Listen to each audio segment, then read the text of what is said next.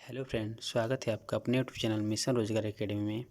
आज के इस वीडियो में हम लोग बात करेंगे। हाल ही में 11 नवंबर को राष्ट्रीय शिक्षा दिवस मनाया गया। यह क्यों मनाया गया, किसकी जयंती पर मनाया गया, इसकी हम पूरी चर्चा इस वीडियो में हम करेंगे। तो मौलाना अबुल कलाम आज़ाद भारत के प्रधानमंत्री ने देश के प्रथम शिक्षा मंत्री मौलाना अबुल कलाम आज़ाद को उनकी 134वीं जयंती पर श्रद्धांजलि अर्पित की।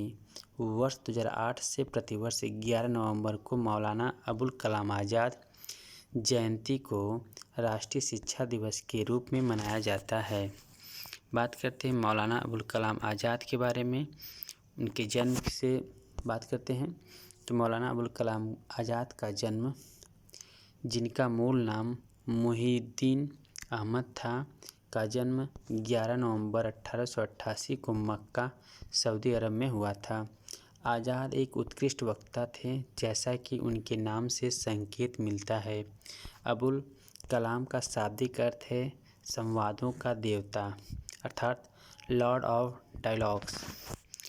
संक्षिप्त परिचय: वे एक पत्रकार, स्वतंत्रता सेनानी, राजनीतिज्ञ और शिक्षाविद थे।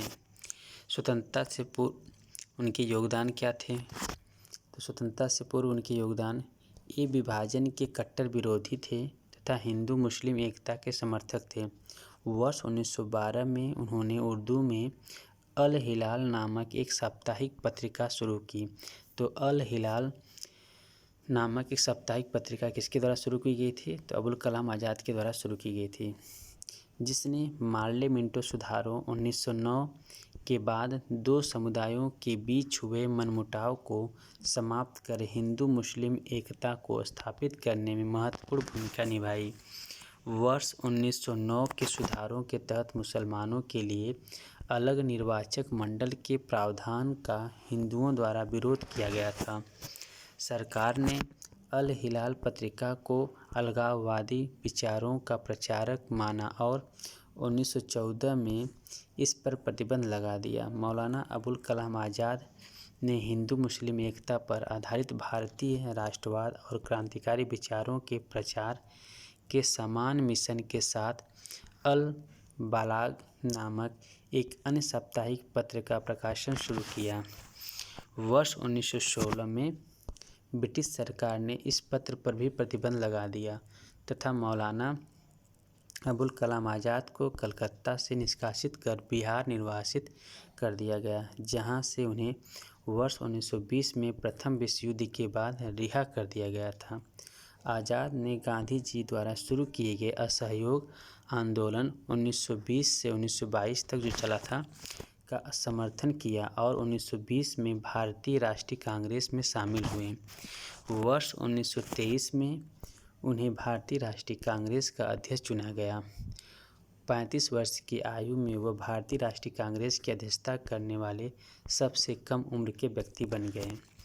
वर्ष 1930 में मौलाना अबुल कलाम आज़ाद को गांधी जी ने नमक सत्याग्रह में शामिल होने तथा नमक कानून का उल्लंघन करने के लिए गिरफ्तार किया गया था। उन्हें 1.5 साल तक मेरठ जेल में रखा गया था। वे 1940 में फिर से कांग्रेस के अध्यक्ष बने और 1946 तक इस पद पर बने रहे।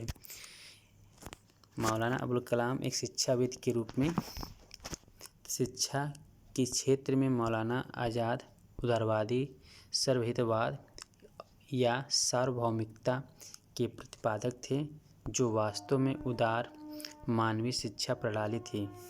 शिक्षा के संदर्भ में आज़ाद की विचारधारा पूर्वी और पश्चिमी अवधारणाओं के सम्मिलन पर केंद्रित थी, जिससे पूरी तरह से एकीकृत व्यक्तित्व का निर्माण हो सके, जहां पूर्वी अवधारणा आध्यात्मिक उत्कृष्टता एवं व्यक्तिगत मोक्ष पर आधारित थी। वहीं पश्चिमी अवधारणा ने सांसारिक उपलब्धियों और सामाजिक प्रगति पर अधिक बल दिया। वे जामिया मिल्लिया इस्लामिया विश्वविद्यालय के संस्थापक सदस्यों में से एक थे, जिसे मूल रूप से वर्ष 1920 में संयुक्त प्रांत के अलीगढ़ में स्थापित किया गया था। उनकी रचनाएं: मौलाना अबुल कलाम आज़ाद की रचनाएं क्या क्या हैं? तो बेसिक कॉन्सेप्ट ऑफ कुरान, गुबार ए खातिर, दर्स ए वफा, इंडिया विंस फ्रीडम आदि उनकी रचनाएं थीं। स्वतंत्रता के पश्चात उनके योगदान क्या क्या थे? वर्ष 1947 में वह स्वतंत्र भारत के प्रथम शिक्षा मंत्री बने और वर्ष 1958 में अपनी मृत्यु तक इस पद पर बने रहे। अपने कार्यकाल में उन्होंने देश के उत्थान के लिए उल्लेखनीय कार्य किए। शिक्षा मंत्री के रूप में उनके कार्यकाल के दौरान देश में पहले IIT, IISc, school of planning and architecture और विश्वविद्यालय अनुदान आयोग की स्थापना की गई थी। अन्य देशों में भारतीय संस्कृति के परिचय हेतु भारतीय सांस्कृतिक संबंध परिषद अर्थात Indian council for culture relations ICCR का गठन किया। उन्होंने निम्नलिखित 3 अकादमियों का गठन किया, जिसमें साहित्य के विकास के लिए साहित्य अकादमी, भारतीय संगीत एवं नृत्य के विकास के लिए संगीत नाटक अकादमी, चित्रकला के विकास के लिए ललित कला अकादमी। मौलाना अबुल कलाम आज़ाद को मरणोपरांत वर्ष 1992 में भारत के सर्वोच्च नागरिक सम्मान भारत रत्न से सम्मानित किया गया था। ये रहे मौलाना अबुल कलाम आज़ाद के बारे में सभी महत्वपूर्ण जानकारियाँ। आशा करता हूँ फ्रेंड्स यह वीडियो आपके लिए काफ़ी हेल्पफुल होगा।